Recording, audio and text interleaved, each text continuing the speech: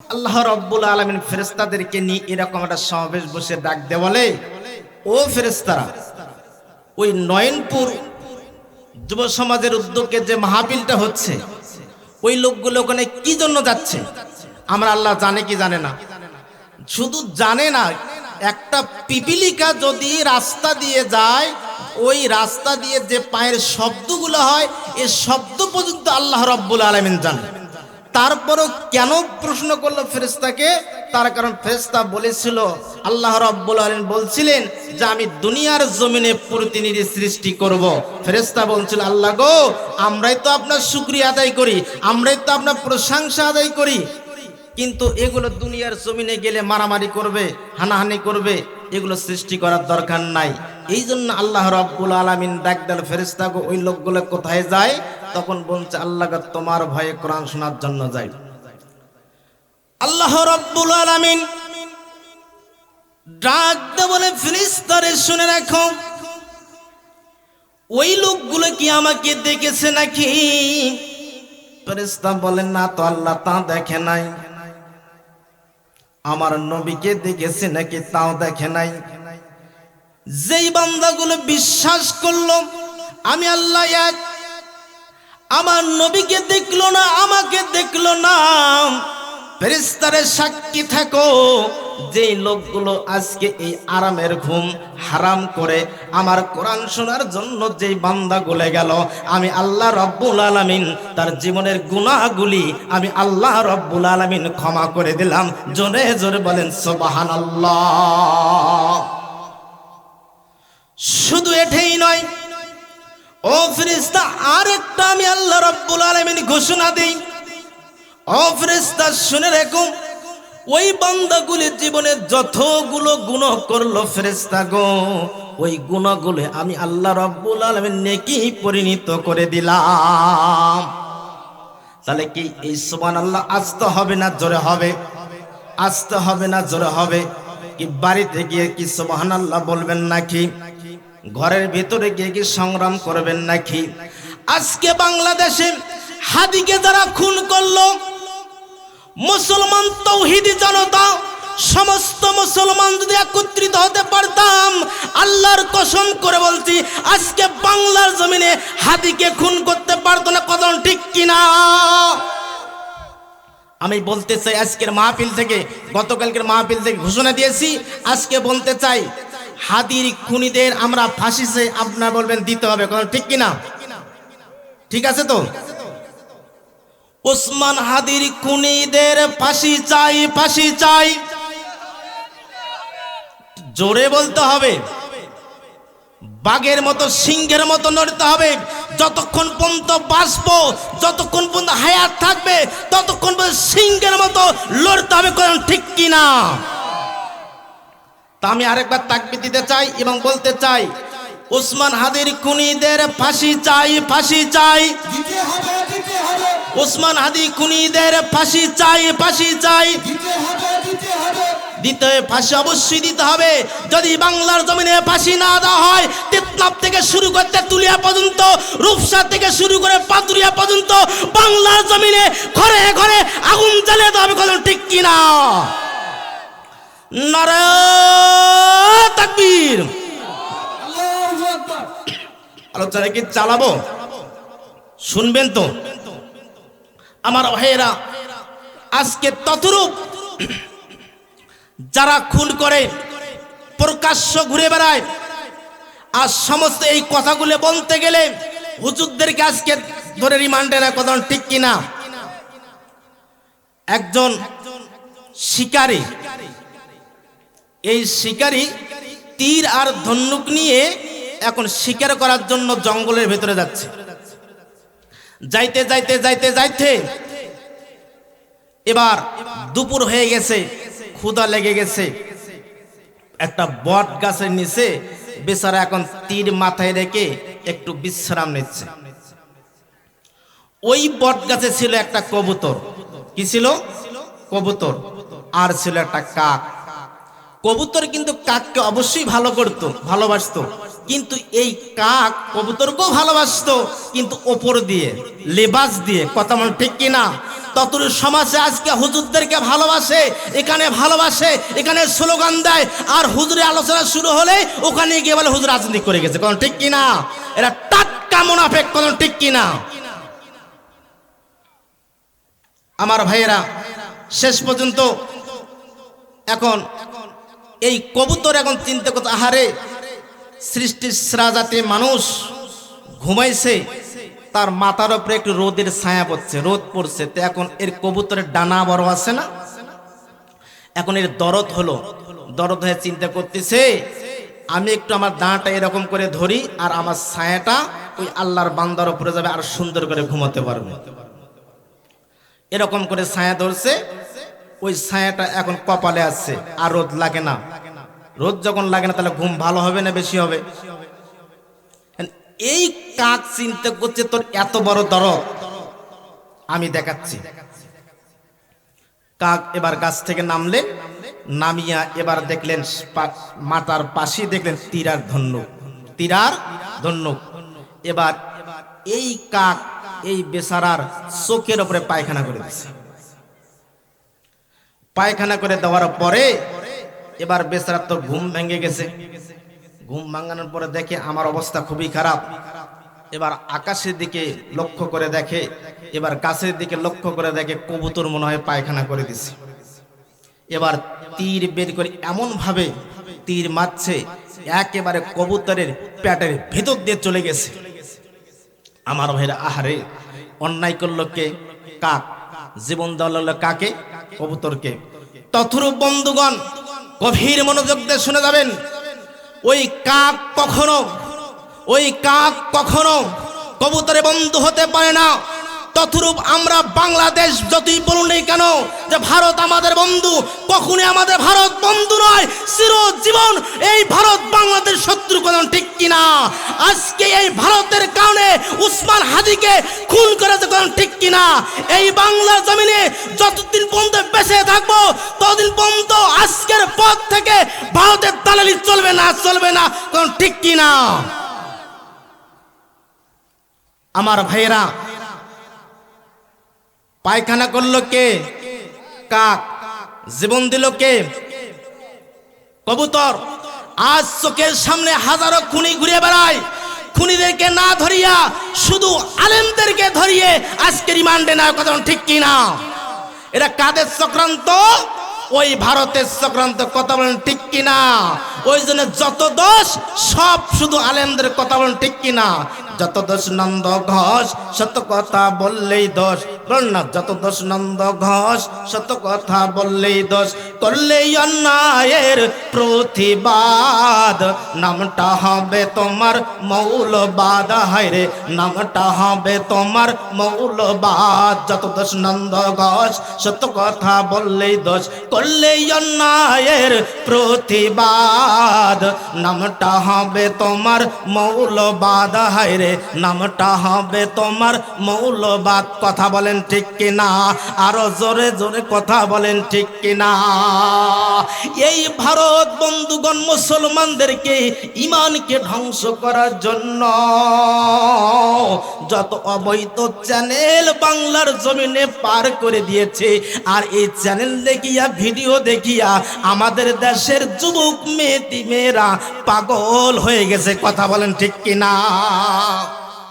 এমন যুবক যুবতীরা যে পোশাক পরে, এই পোশাক পরে রাস্তায় যখন বের হয়, আর আমাদের যুবকরা ওই ড্রেস দেখিয়া, মেকআপ মার্কা মুখ দেখিয়া আমাদের সে যুবকরা আরো পাগল হয়ে যায়। কথা ঠিক কিনা? রাস্তায় দাঁড় হয়ে যায়, প্রাইভেট পড়তে যায়, খুব সুন্দর গো, খুব সুন্দর, কার মেয়ে? অমুকের মেয়ে। একদিন যায়, 2 দিন যায়, সম্পর্ক হয়ে যায়। হওয়ার পরে কিছুদিন পরে সম্পর্ক বন্ধ হয়ে যায়। বন্ধ হওয়ার পরে এইবার যুবকের মাথা শেষ, ঘুম আর ধরে না। এই সময় হুজুর মসজিদে বয়ান দিয়েছে, সবে বরাতে রাতে। আল্লাহ রাব্বুল আলামিন দোয়া কবুল করে। এই বয়ান শোনার পরে যুবক বাড়িতে যাওয়ার পরে গোসল করিয়া এবার আতর লাগাইয়া মসজিদের সামনের কথা। বন্ধুরা কয়, তোর খবর কি রে? আজকে তোর লক্ষণ বেশি ভালো না। চুপ। হুজুর বলছে দোয়া কবুল হবে। এই বেচারা শুধু কান্দে, আল্লাহ অমুকের মেয়েকে আমাকে দাও আল্লাহ, তাকে ছাড়া বাঁচব না, আল্লাহ দাও আল্লাহ। কি ঠিক কিনা? পরের দিন সকালবেলা ওই রহিমা সকিনা যায় না, কখনো যায় না। একদিন যায়, 2 দিন যায়, 3 দিন যায়, 4 দিন যায়, কোনো খবর নাই। পঞ্চম দিনের দিন ওই মেয়ে তার স্বামীকে লইয়া রাস্তা দিয়ে যায় ওই যুবকের সামনে, আর যুবক মনের দুঃখ নিয়ে গান বলে। প্রেমিকা যখন স্বামী লইয়া আমার বাড়ির সামন দিয়া রঙ্গ কইরা হাইটা যায়, বুকটা আমার ফাইটা যায়। এই কথা বলিয়া ঘাগার বাজার গিয়ে একটা ওষুধের বোতল নেয়, ওষুধের বোতল লইয়া বাড়িতে খাইয়া একবার জীবন শেষ করে দেয়। এই জন্য আমার পাশের ভাই একটা গান বলছিলেন, চোখ গেল রে, কান গেল রে, মান গেল রে, প্রাণ গেল রে, টিভির জ্বালায়, হাই টিভির জ্বালায় ডিসেন্টিনার। বলবো নাকি? চোখ গেল রে, কান গেল রে, মান গেল রে, প্রাণ গেল রে, টিভির জ্বালায়, হাই টিভির জ্বালায় ডিসেন্টিনার। ইমান রাখা দায়, নাউজুবিল্লাহ, নগ্ন ছবি ফেলছে বেকায়দায়। কথা বলেন ঠিক কিনা? আজকে যুবকদের মেসেঞ্জার ট্রাশ করবেন, আজকে ফেসবুকের মধ্যে ঢুকবেন, যুবকরা হাফ প্যান্ট পরে যেই ছবিগুলো ছেড়ে দেয়, আহারে যুবকরা, এই যুবক এই ছবি দেখে আরো পাগল হয়ে যায়। কথা বলেন ঠিক কিনা? কারণ চোখ গেল রে, কান গেল রে, মান গেল রে, প্রাণ গেল রে, টিভির জ্বালায়, হাই টিভির জ্বালায় ডিসেন্টিনার। ইমান রাখা দায়, নাউজুবিল্লাহ, নগ্ন ছবি ফেলছে বেকায়দায়। চোখ গেল রে, কান গেল রে, মান গেল রে, প্রাণ গেল রে, টিভির জ্বালায়, হাই টিভির জ্বালায় ডিসেন্টিনার। বড় সাহেবের বিবিরা সব টেলিভিশন দেখে, কসমেটিক আর লিপস্টিক গালি মুখে মেখে, গালি মুখে মেখে। বড় সাহেবের মেয়েরা সব টেলিভিশন দেখে, কসমেটিক আর লিপস্টিক গালি মুখে মেখে, গালি মুখে মেখে। কি ঠিক কিনা? ঈদের সময় আসে, তাদের কারণে যারা রোজা করে না, তাদের ভিড়ের কারণে মার খেয়ে যাদের করেন, ঠিক কিনা? আমার বন্ধুগণ, ভাইজান রে, গভীর মনোযোগ দিয়ে শুনে যাবেন। ও যুবকরা, সমস্ত সম্পর্ক ছেড়ে তোমরা এই সঠিক রাস্তায় আসো, সঠিক রাস্তায় আসো। আল্লাহ রাব্বুল আলামিন ডাকতে বলেন, নবী গো, ইয়া রাসূলুল্লাহ, ইয়া হাবিবাল্লাহ, তোমার উম্মতেরা যদি আমাকে স্মরণ করে, আগে আমাকে স্মরণ করে, যদি আমাকে স্মরণ করে নবী গো, তাহলে আমি আল্লাহ রাব্বুল আলামিন তাকে স্মরণ করব। আর আল্লাহ রাব্বুল আলামিন যদি স্মরণ করে, আল্লাহ রাব্বুল আলামিন যাকে মহব্বত করে, আল্লাহ রাব্বুল আলামিন যাকে মহব্বত করে, আসমান এবং জমিনে যাহা কিছু সৃষ্টি করেছে তাকে, ওই সৃষ্টিরা তাকে মহব্বত করে। রাসূলুল্লাহ সাল্লাল্লাহু আলাইহি সাল্লাম ডাকতে বলেন, ও উম্মতরা শুনে রাখো, আল্লাহ রাব্বুল আলামিন যাকে ভালোবাসে, যাকে মহব্বত করে, হযরত জিবরাইল আলাইহিস সালাম কে ডাকতে বলে, জিবরাইল, জিবরাইল শুনে রাখো, আমি আল্লাহ রাব্বুল আলামিন ওই বান্দা এবং বান্দিকে ভালোবাসি, তুমি তাকে ভালোবাসো, তুমি তাকে মহব্বত করো। হযরত জিবরাইল আলাইহিস সালাম এবার আসমানের ফেরেশতাদেরকে ডাকতে বলে এবং জমিনের ফেরেশতাদেরকে ডাকতে বলে, ও ফেরেশতা শুনে রাখো, আমার আল্লাহ রাব্বুল আলামিন অমুক বান্দা এবং বান্দিকে ভালোবাসে, তোমরাও তাকে ভালোবাসো এবং মহব্বত করো। আমার বন্ধুগণ রে, আমার আল্লাহ রাব্বুল আলামিন যাহা সৃষ্টি করেছেন, ওই সৃষ্টি সব কিছু তার অনুগত হয়ে যায়। জোরে জোরে বলেন সুবহানাল্লাহ, আরো জোরে জোরে বলেন সুবহানাল্লাহ। বাদশাহ হারুন রশিদের একটা ছেলে ছিল, 16 বছরকার যুবক। কয় বছরকার যুবক? 16 বছরকার যুবক। এই 16 বছরকার যুবক আলেমদের সাথে খুব মহব্বত, আলেমদের সাথে চলাফেরা করে। আমার বন্ধুগণ কথাই বলে, আমার বন্ধুগণ কথাই বলে, আতরাওয়ালাদের সঙ্গে বেড়ালে আতরের সেন্ট পাওয়া যায়, আর গাঞ্জাওয়ালার সঙ্গে বেড়ালে গাঞ্জার সেন্ট পাওয়া যায়, গাঞ্জার গন্ধ পাওয়া যায়, গাঞ্জা খাওয়া শেখা যায়। কথা বলেন ঠিক কিনা? গাঞ্জা খায় আর টানে, ধরো কলকি মারো টান, গাঞ্জা বাবার আশেকান। কথা বলে কি বলে না? না, ধরো কলকি মারো টান, গাঞ্জা বাবার আশেকান, মইরে গেলে সঙ্গে কেউ যাবে না। কথা বলেন ঠিক কিনা? এই ভণ্ডদের থেকে আপনার সাবধান হবেন। কথা বলেন ঠিক কিনা? আমার বন্ধুগণ, আমার বাবাজি, একটু গভীর মনোযোগ দিয়ে শুনে যাবেন, বেশি সময় আর লম্বা করব না। আমার বন্ধু বাদশা হারুন রশিদের ছেলে, 16 বছর বয়স, শুধু আলেমদের সঙ্গে চলাফেরা করে। আলেমদের সঙ্গে চলতে চলতে চলতে চলতে এও বেচারা আল্লাহ হয়ে যায়। যখনই কবর পায়, এই কবর পাইলে ডুকরে ডুকরে কান্দে, ও কবর, না জানি রে কবর রে তুই আমার সঙ্গে কেমন ব্যবহার করবি। এ কবর রে, তুই আমার সাথে কিরকম ব্যবহার করবি, আমি তোর আযাব সহ্য করতে পারবো না। আমার বন্ধুগণ, এই বাদশা হারুন রশিদের ছেলে 16 বছরকার যুবক, 16 বছরকার যুবক এই কবর দেখলে ডুকরে ডুকরে শুধু কান্দে। আমার ভাইয়েরা, একদিন বাদশা হারুন রশিদের দরবারে মিটিং হবে, মন্ত্রীদেরকে নিয়ে মিটিং চলতেছে। চলতে চলতে হঠাৎ করে খবর পৌঁছে দেওয়া হলো, আজকে আপনার দরবারে বাদশা হারুন রশিদের ছেলে আজকে প্রবেশ করবে। এমপির ছেলে যদি আসে, অনেকে ধারণা হবে যে তার পাঞ্জাবিটা মনে অনেক বড় হবে। কথা ঠিক কিনা? তার পোশাক মনে হয় বড় হবে, একটা পালসার গাড়ি থাকবে, তার সঙ্গে চালা চামুন্ডা অনেক থাকবে। কথা ঠিক কিনা? অনেকটাই চিন্তা ভাবনা করে। এখন এই মন্ত্রী চিন্তা করছে, বাপরে বাপ, বাদশা হারুন রশিদের ছেলে যেহেতু আসবে, সবাই এখন পোশাক ঠিকঠাক করে নিচ্ছে, নিশ্চয়ই সে আসবে, ভালো মানের একজন উচ্চ মানের লোক আসবে, তাকে আমরা দেখবো। দেখার জন্য সবাই একটু পাগল হয়ে যায়। কিন্তু বন্ধুগণ আমার, এখানে ভিন্ন কিছু ঘটে গেল। বাদশা হারুন রশিদের ছেলে এরকম একটা শুধু সেরা চাদর পরিয়া এবার দরবারে উপস্থিত হলো। উপস্থিত হওয়ার পরে এইবার মন্ত্রীরা চিন্তা করলো, এটা কেমন হলো, এটা কি আবার বাদশা হারুন রশিদের ছেলে হতে পারে? সবার মন খারাপ।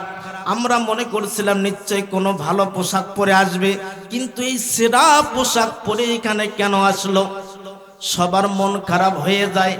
বাদশা হারুন রশিদের ছেলে কথাটা বুঝতে পারলেন। এই কথাটা আস্তে আস্তে বাদশা হারুন রশিদের কানে পৌঁছে যায়। বাদশা হারুন রশিদ ডাক দে বলে, বেটা রে, তুমি আমার মান সম্মান শেষ করলে, এটা হইতে পারে না।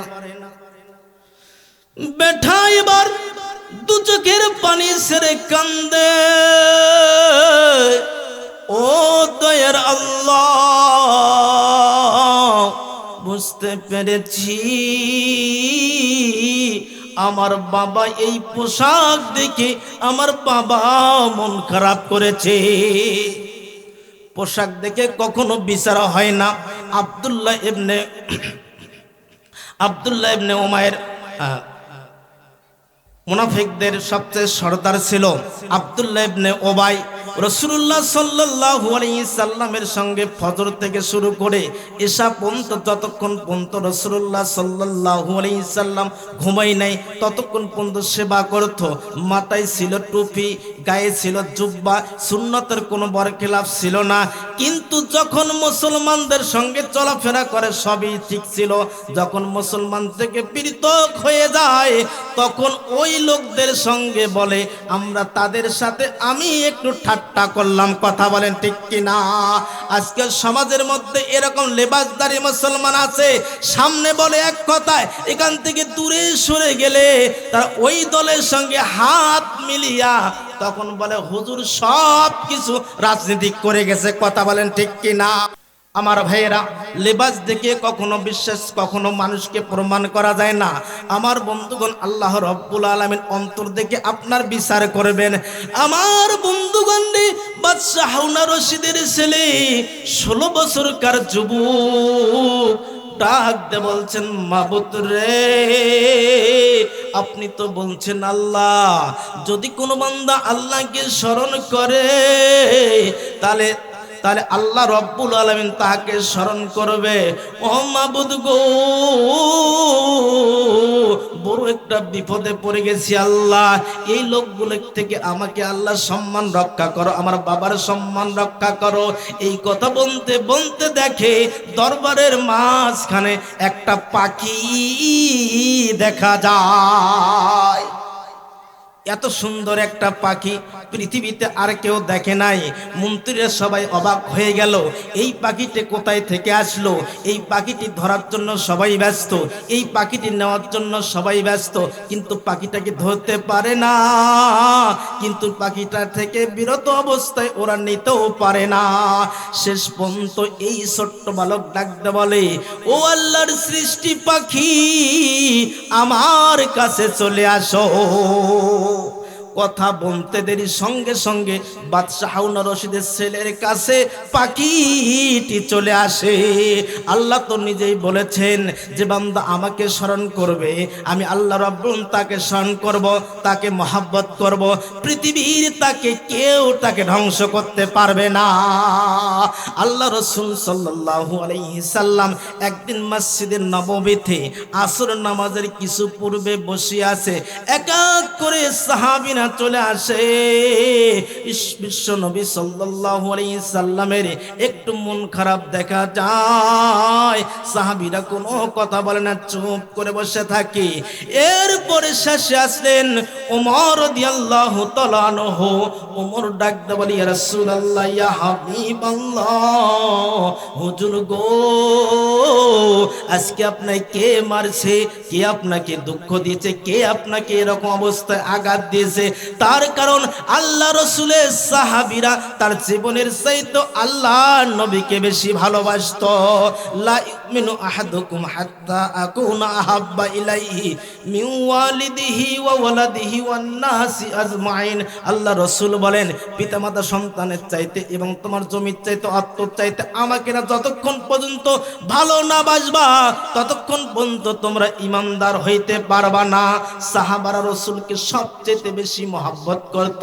আমার বন্ধুগণ, শুধু সাহাবারা নয়, আমার বন্ধুগণ জঙ্গলার প্রাণীরা পর্যন্ত রাসূলকে ভালোবাসতো, জঙ্গলে গাছ পর্যন্ত রাসূলকে ভালোবাসতো। আল্লাহর নবীজি একদিন শুয়ে আছেন, আমার বন্ধুগণ হঠাৎ করে একটা গাছ নবীজির কাছে চলে আসতে, এই অবস্থায় দেখলো আল্লাহর নবীজির একজন সাহাবী। এই সাহাবী দেখার পরে চিন্তা করলেন, বাপরে বাপ, একটা মানুষ যেরকম ভাবে হাঁটে যায়, অনেক দূর থেকে একটা গাছ ওই রকম ভাবে হাঁটে যাচ্ছে, কোথায় যায় কোথায় যায়। এক পর্যায়ে যেই জায়গায় আপনার আমার নবীজি শুয়ে আছেন, সেই জায়গায় গাছটা গিয়ে দাঁড় হলো। দাঁড় হওয়ানোর পরে কিছুক্ষণ দেরি করলো, দেরি করানোর পরে সালাম বিনিময় করলো, করানোর পরে গাছটা আবার পূর্বে চলে গেলেন। চলে যাওয়ার পরে সাহাবী এবার রাসূলুল্লাহ সাল্লাল্লাহু আলাইহি সাল্লামের কাছে চলে আসলেন। আসার পরে এবার নবীজির ঘুম এসে যায়, সাহাবী মাথার কাছে চুপ করে বসে যায়। আমার বন্ধুগণ রে, সাহাবী এবার চুপ করে মাথার কাছে বসে যায়। মাথার কাছে বসে যাওয়ার পরে আল্লাহর নবী সাল্লাল্লাহু আলাইহি সাল্লামের কিছুক্ষণ পরে ঘুম ভেঙে গেল। ঘুম ভাঙার পরে বিশ্ব নবীজি ডাক দিয়ে বলে, সাহাবীরা রে, এ সাহাবী তুমি এখানে কি করো? এবার সাহাবী ডাক দিয়ে বলে, ইয়া রাসূলুল্লাহ, ইয়া হাবিবাল্লাহ, আমার পিতামাতা কুরবান হয়ে যাক রাসূল গো, আমি জানতে চাই ওই যে গাছটা কি আপনি দেখতে পান নাকি? আল্লাহর নবীজি ডাক দিয়ে বলে, অবশ্যই রে সাহাবী, আমি গাছটা দেখতে পাই। এবার সাহাবী ডাক দিয়ে বলতেছেন, ইয়া রাসূলুল্লাহ, ইয়া হাবিবাল্লাহ, আপনি যদি গাছটা দেখতে পান তাহলে ওই গাছটা মানুষের মতো হাঁটিয়ে আপনার কাছে আসলো। হুজুর গো, আমি জানতে চাই ওই গাছটি কেমন করে আপনার কাছে আসলো। এইবারে আল্লাহ রাসূল ডাকতে বলেন, সাহাবীরা রে শুনে রাখো, এ সাহাবী, ওই গাছটি সবচেয়ে বেশি আমাকে ভালোবাসে। দূর থেকে আমাকে দেখতে পারতিছে না, বিধায় ওই গাছটা আল্লাহ রব্বুল আলামিনের কাছে ফরিয়াদ করলেন। আল্লাহ রব্বুল আলামিন ডাকতে বলতেন, গাছ রে, আমার বন্ধুর কাছে তুমি যাইবা, যাও, আমি অনুমতি দিলাম। আমার বন্ধুগণ, যখন এই গাছটি আল্লাহর কাছে ফরিয়াদ করলেন, সঙ্গে সঙ্গে আল্লাহ রাব্বুল আলামিন দোয়া কবুল করে নিলেন। আর ওই গাছটি হাঁটিয়ে হাঁটিয়ে আমার কাছে আসলো। আসানোর পরে কিছুক্ষণ থাকলো, ঠাকানোর পরে সালাম বিনিময় করে গাছটি চলে যায়। আমার বন্ধুগণদের যে কথা বলতে চাচ্ছিলাম, হযরত ওমর রাদিয়াল্লাহু তাআলা ডাকতে বলতেছেন, ইয়া রাসূলুল্লাহ, ইয়া হাবিবাল্লাহ, হুজুর গো, আপনাকে কে আঘাত দিয়েছে? কে আপনাকে মারছে? কে দুঃখ দিয়েছে? বলেন তো দেখি, কে আপনাকে মারছে? নবীজি কান্দে আর ডাকতে বলে, ওমর রে, আজকে আমাকে কেউ মারে নেই, কেউ কোনো কথা বলে নাই। আমার সবচেয়ে আদরে দুই নাতি হাসান আর হোসাইন হারিয়ে গিয়েছে।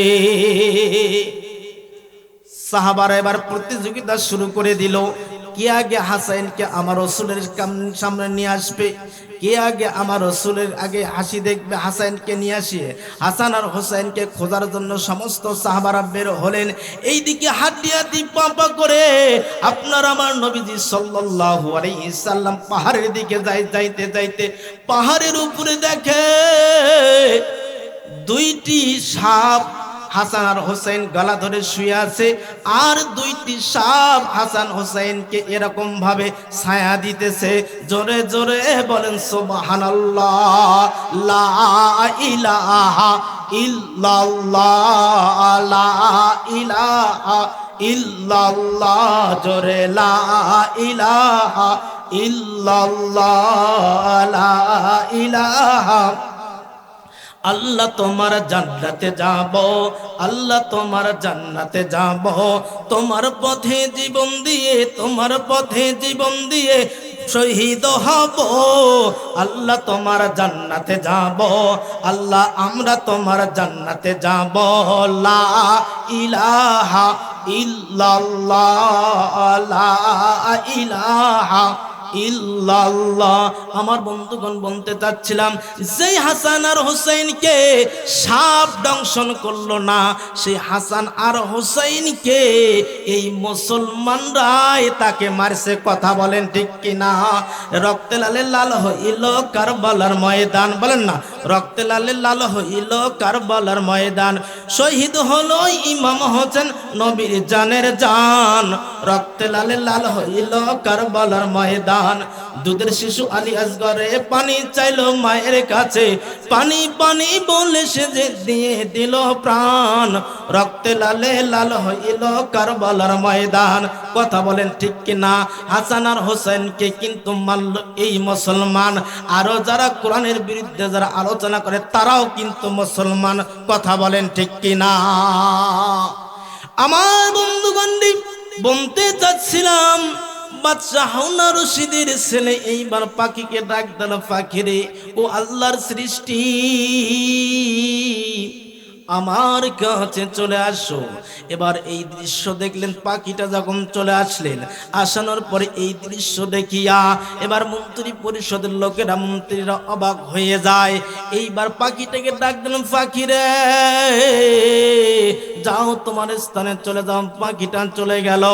পাখিটা চলে যাওয়ার পরে এবার বাবাকে ডাক দিল, বাবারে, তোমার রাজত্ব চাই না, তোমার আমি এই রাজত্ব চাই না, আমার তোমার এই আমি রাজত্ব চাই না এবং ক্ষমতা চাই না।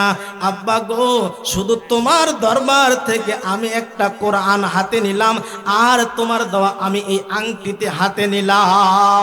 একটা আংটি হাতে নিয়া আর আল্লাহ রাব্বুল আলামিনের নাজিলকৃত কিতাব নিয়া এই বাদশা হারুন আর রশিদের ছেলে দরবার ত্যাগ করে।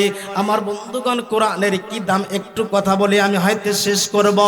আমার বন্ধুগণ, বাচ্চা হারুন রশিদের ছেলে এই কোরআন নিয়ে যখন দরবার ত্যাগ করে, ত্যাগ করার পরে যাইতে যাইতে একদিন যায়, 2 দিন যায়, 3 দিন যায়, 3 দিন পর্যন্ত কোনো খানা নাই, কোনো পানি নাই, কি কান্দে কান্দে একটা গাছের নিচে কান্দিচ্ছে। কান্দিতে কান্দিতে এবার আল্লাহর কোরআন খুলে যখন শুধু বলছে বিসমিল্লাহির রহমানির রহিম, আল্লাহু আকবার বলেন। আল্লাহ রাব্বুল আলামিন ডাক দিল ফেরেশতারে, কে আমার নাম দিল রহিম নামে, কে আমাকে ডাকলো, আমি সবচেয়ে বড় দয়ালু। এই ফেরেশতা দেখো আগে তার জীবনের গুনাহগুলি মাফ করে দাও। আমার বন্ধুগণ, এই বিসমিল্লাহর মর্যাদা বুঝতে গিয়া, এই কোরআনের মর্যাদা বুঝতে গিয়া আমার একটা আলোচনা মনে পড়ে গেল। একটু সময় আপনারা আমাকে দিবেন নাকি? ও বন্ধুগণ, যুবক দাদারা, যদি 2 চোখের পানি যদি ছেড়ে আপনারা দেন, এই পানি কাল কিয়ামতের ময়দানে আপনার কাজে লাগবে। ও যুবক ভাইরা রে, গভীর মনোযোগ দিয়ে শুনে যাবেন। একজন শিক্ষক এবার ছাত্রকে পাঠাইছে আমার বন্ধুগণ জাগিরি বাড়িতে খাবার নিয়ে আসার জন্য। 26 পারার হাফেজ, 26 পারার হাফেজ আমার বন্ধুগণ মাদ্রাসা থেকে আবার জাগির বাড়িতে খাবার নিয়ে আসার জন্য ওস্তাদ পাঠাইছে। 2 জন ছাত্র গেছে ওখান থেকে। এবার ভাত জাগির বাড়িতে খাবার নিয়ে আসার জন্য যখন আসতেছে, ওই পথে ছিল একটা নদী, জজলা নদী। ওই নদীতে হঠাৎ করে স্লিপ কাটে নদীর ভিতরে পড়ে যায়। নদীর ভিতরে পড়ে যাওয়ার পরে এই সন্তানটি এবার মারা যায়। আর একজন ছাত্র আসিয়া হুজুরকে ডাক দেয়, বলে হুজুর গো, যেই ছাত্রকে পাঠাইয়াছিলেন এই ছাত্র এবার এই সাগরের মধ্যে, নদীর মধ্যে পড়ে গেছে। ওই সন্তানটা আর আমি খুঁজে পাই নাই। এবার ওস্তাদ এই নদীর ভিতরে নদীতে চলে আসলেন। আসানোর পরে বিভিন্ন খোঁজাখুঁজির পরে কিন্তু কোনো খবর পাইলেন না। শেষ পর্যন্ত এখন কি করবে, কি বুদ্ধি করা যায়, আল্লাহর ওলির কাছে চলে গেলেন। আমার বন্ধুগণ রে, আল্লাহর ওলির কাছে যাওয়ার পরে পরামর্শ নিলেন। পরামর্শ নেওয়ার পরে ওই জায়গায় জুনাইদ বাগদাদী রহমাতুল্লাহ আলাইহি তিনিও ছিলেন। জুনাইদ বাগদাদী রহমাতুল্লাহ আলাইহি এবার 3 জন পরামর্শ করলো, আর তো এই ছেলেকে তো ফিরে নেশান যাবে না, ছেলে তো মারা গিয়েছে, এখন মাকে আমরা পরামর্শ দেব। আস্তে আস্তে হাঁটি হাঁটি পা পা করে এবার এই সন্তানের বাড়িতে চলে আসে। জনম দুঃখিনী মার কাছে চলে আসে। এবার জনম দুঃখিনী মাকে ডাক দেওয়ালে, মা এবার খুশি হয়ে এবার বারান্দাতে আসলে, হুজুর গো, হঠাৎ করে আমার বাড়িতে কেন আসলেন, কারণ কি? এবার এই মা এবার হুজুরদেরকে একটু বসতে দেয়। বসার পরে এইবার হুজুর ডাক দেওয়ালে, মা গো, তোমার সন্তানকে তো আলেম বানানোর জন্য মাদ্রাসায় দিয়েছিলাম মা, আজকে একটা কথা বলি, ও মা, তোমার কাছে আমি 2টি হাত পাঠিয়ে দিলাম মা। ও মা গো, তোমার কাছে আমি 2টি হাত পাঠিয়ে দিলাম। তোমার সন্তানটাকে যে আলেম বানানোর জন্য পাঠাইয়াছিলে, ওই সন্তানটি আজকে সাগর পারে গিয়ে স্লিপ কাটিয়ে সাগর পারে পড়ে যায়, আর তাকে খুঁজে পাওয়া যাইতেছে না, তার মৃত্যু তো হয়ে গিয়েছে। এই কথা বলার সঙ্গে সঙ্গে জনম দুঃখিনী মা আর সহ্য করতে পারলেন না। আমার বন্ধুগণ, পৃথিবীর বুকে একমাত্র মা ছাড়া আর কেউ আপন নাই। এ যুবক ভাইরা, তোমরা যত বন্ধুত্ব করো না কেন, যতই তোমরা কাজ করো না কেন, তোমার একমাত্র আপন পিতা মাতা, কথা বলেন ঠিক কি না? তোমার চাকরির দরকার, 50 লাখ টাকা লাগবে, বাড়ি ভিটা বিক্রি করে হলো তোমার বাবা মা দেবে, রক্ত বিক্রি করে হলো সন্তানের চিকিৎসা করবে, এমন কোনো লোক নাই, এমন কোনো বন্ধু নাই 200 টাকা আপনাকে দেবে না স্বার্থের জন্য, কথা বলেন ঠিক কি না? একমাত্র জনম দুঃখিনী মা ছাড়া আপনার কেউ উপকারে আসবে না। এই জন্য মা হলো জান্নাত, মা হলো জাহান্নাম। জাহান্নাম। আমার বন্ধুগণ, মায়ের যদি কদর করেন, মায়ের যদি সেবা করেন, তাহলে আপনি জান্নাত যেতে পারবেন। মুসা আলাইহিস সালাম আল্লাহকে ডাকতে বলেন, মাবুদ গো, আমাকে কিছু উপদেশ দেন। আল্লাহ ডাকতে বলে, মুসা রে, মায়ের সেবা করো। আবার ডাকতে বলে, আল্লাহ আমাকে কিছু উপদেশ দেন। এবার আল্লাহ ডাকতে বলে, মায়ের সেবা করো। একবার নয়, দুইবার নয় বন্ধু, কিতাবের লেখক লেখে 9 বার আল্লাহ রব্বুল আলামিন ডাকতে বলছে, মুসা রে, মায়ের সেবা কর, মায়ের সেবা কর, মায়ের সেবা কর। মায়ের সেবা যদি করিস, তাহলে আমি আল্লাহ তোর সঙ্গে থাকব। আমার বন্ধুগণ, মা হলো সবচেয়ে আপন। এই মার আপনের চাইতে পৃথিবীর বুকে আর কেউ আপন নয়। কথা বলেন ঠিক কিনা? একজন মৌলবী এবার মার সেবা করে, মার সেবা করে।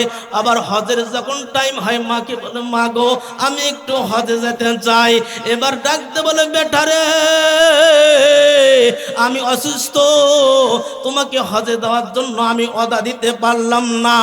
আমার বন্ধুগণ, ভাইজান রে, এবার আবার হজের সমাসে এবার মৌলবী ডাকতে বলে, মা গো, আমি হজে যাইতে চাই, মা হজে যাইতে চাই। এবার মা ডাকতে বলে, বেটারে, তুমি যদি হজে যাও আমাকে কে দেখবে?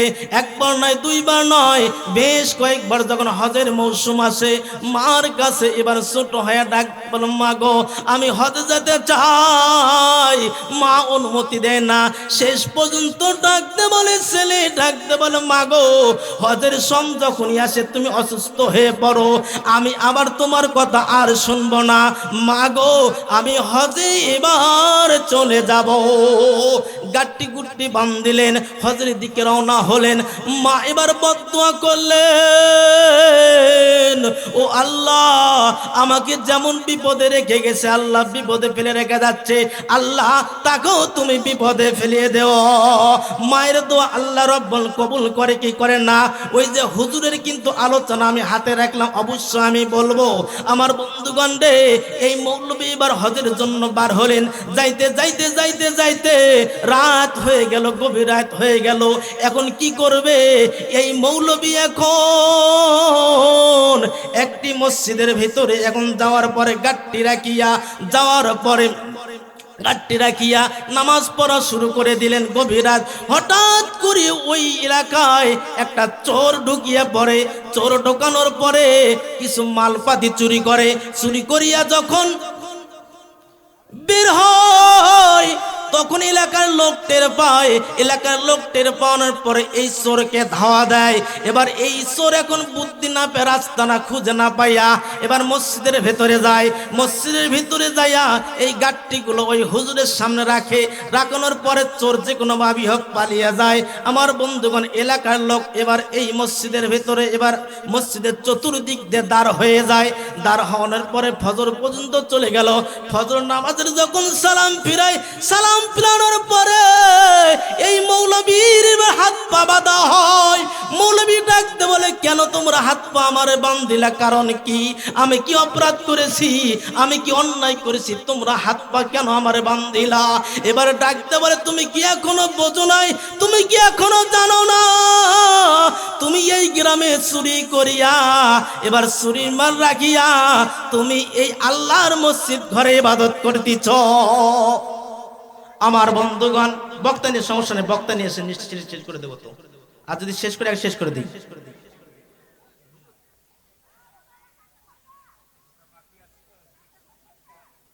দুইটি কথা, একটা শেষ করে দেই।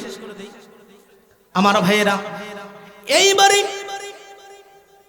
হুজুর বিপদের মধ্যে পড়ে যায়। পড়ে যাওয়ার পরে এখন চিন্তা করে, হায় রে, কি এমন অপরাধ করলাম যার কারণে আমার হাত বান্ধিলা? কি এমন অপরাধ করেছিল? আলেমরা তাকে আজকে ফাঁসি দেওয়া হয়েছে। কথা বলেন ঠিক কিনা? আলেমদেরকে শুধু একটা কারণে ফাঁসি দেওয়া হয়েছে, একটাই অপরাধ ছিল, তারা শুধু কোরআনের হক কথা বলে কথা বলেন ঠিক কিনা? তারা শুধু কোরআনের হক কথাগুলো বলার কারণে আজকে আলেমদেরকে জেলখানার ভিতরে রাখা হয়। ঠিক কিনা? আমার ভাইয়েরা, এইবারে হুজুর ডাক দে বলে, আমার কি অপরাধ? তখন ডাক দে বলে, এই যে তুমি চুরি করছো, কোনো কথা নাই, একবারে সাউন্ড। শেষ পর্যন্ত কাজীর দরবার নিয়ে যাওয়া হলো। নিয়ে যাওয়ার পরে এবার বিচার শুরু হলো। এলাকার লোক ডাকতে বলে, কাজী সাহেব এই বেচারা চোর, তাও ফিরে লেবাস পরে চুরি করেছে, এই চুরির মাল তাও মসজিদে ধরা পড়ে গেছে। এবার ডাকতে বলে কোনো কথা নেই, সংক্ষিপ্ত করলাম, আমার বন্ধুগণ চুরি করার কারণে দুইটি হাত কেটে দাও। দুইটি হাত কেটে দেওয়া হলো। এবার এই লেবাস পরে দেওয়ার কারণে এই চোখ দুটি তুলে দাও। চোখ দুটি তুলে দেওয়া হলো। আমার বন্ধুগণ এবার চুরির মাল মসজিদের ভিতরে ধরার কারণে জুতোর মালা গলায় দিয়া এই শহরে সবাই দেখছে, সবার সামনে নিয়ে বেড়ান হোক। আমার বন্ধুগণ এইবার যখন জুতোর মালা গলায় দিল, দেওয়ানোর পরে যুবকরা এবার অপবাদ দিচ্ছে, তুমি চোর, তুমি চোর। এবার মৌলবী দু চোখের পানি ছেড়ে দিয়ে কান্দে।